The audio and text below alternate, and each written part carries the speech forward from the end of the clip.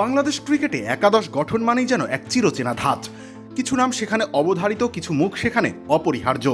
দীর্ঘ সময় ধরে আমরা আমাদের শক্তির গভীরতা বা পাইপলাইন নিয়ে এক ধরনের রক্ষণশীল মানসিকতা লালন করেছি, যার ফলে বড় আসরে অপ্রস্তুতভাবে খেলোয়াড়দের নামিয়ে দিয়ে ক্যারিয়ারের শুরুটাই করতে হয় ব্যর্থতার বোঝা নিয়ে। তবে 2026-এ এসে সেই অচলায়তন ভাঙার এক ঝোড়ো হাওয়া বইতে শুরু করেছে।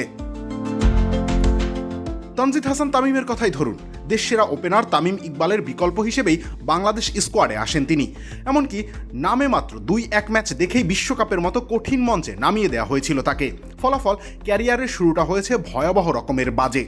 যদি তাকে এর আগে জিম্বাবুয়ে কিংবা আয়ারল্যান্ডের মতো অপেক্ষাকৃত ছোট দলগুলোর বিপক্ষে সিরিজ খেলিয়ে আন্তর্জাতিক মেজাজের সাথে খাপ খাইয়ে নেওয়া হতো, তবে আজ তাকে এত লম্বা সময় ধুঁকতে হতো না। আমাদের পাশের দেশ ভারত কেন আজ ক্রিকেটের পরাশক্তি? তার উত্তর লুকিয়ে আছে তাদের এ দল ও ব্যাকআপ তৈরির প্রক্রিয়ায়। তারা শুভমান গিল কিংবা যশস্বী জয়সওয়ালদের হঠাৎ করে বড় ম্যাচে ছুড়ে দেয় না।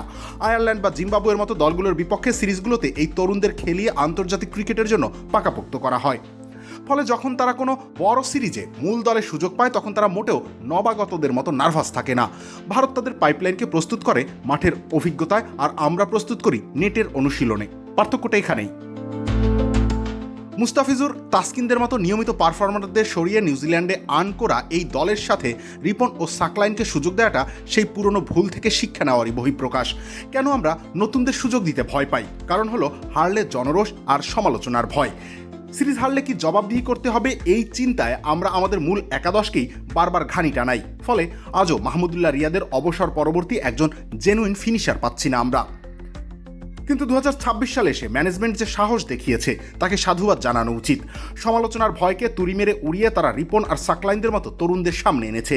বড় প্রেক্ষাপটে চিন্তা করলে একটা সিরিজ হারলে হয়তো সাময়িক সমালোচনা হবে, কিন্তু একজন রিপন বা সাকলাইন যদি তৈরি হয়ে যান, তবে আগামী এক যুগ বাংলাদেশ ক্রিকেট তার সুফল পাবে। রবিউল ইসলাম রনি, খেলা 71।